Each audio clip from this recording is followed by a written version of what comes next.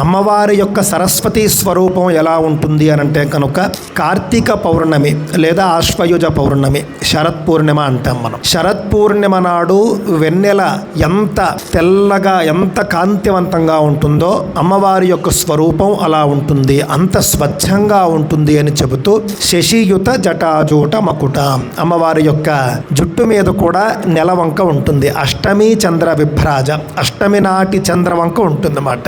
ఆవిడకి 4 చేతులు ఉంటాయి. ఆ 4 చేతుల్లో ఒక చేతితో ఆవిడ అభయం ఇస్తుందట, ఇంకో చేత్తోనేమో వరద ముద్ర అంటారు, ఇంకొక చేత్తోనేమో జపమాల ఉంటుంది, మరొక చేతిలో ఏముంటుందో తెలుసునా అంటే ముఖ్యంగా పుస్తకకరం అన్నారు. అమ్మవారి చేతిలో పుస్తకం ఉంటుంది. ప్రపంచంలో మీరు ఏ మతాన్నైనా తీసుకోండి, సాక్షాత్తుగా భగవంతుడు లేదా అమ్మవారు వాళ్ళ చేతిలో డైరెక్ట్గా పుస్తకం ఉండడం అనేది మనకు సనాతన ధర్మంలోనే కనిపిస్తుంది. ఎందుకు అనంటే సనాతన ధర్మం విద్యా కేంద్రంగా ఉంటుంది.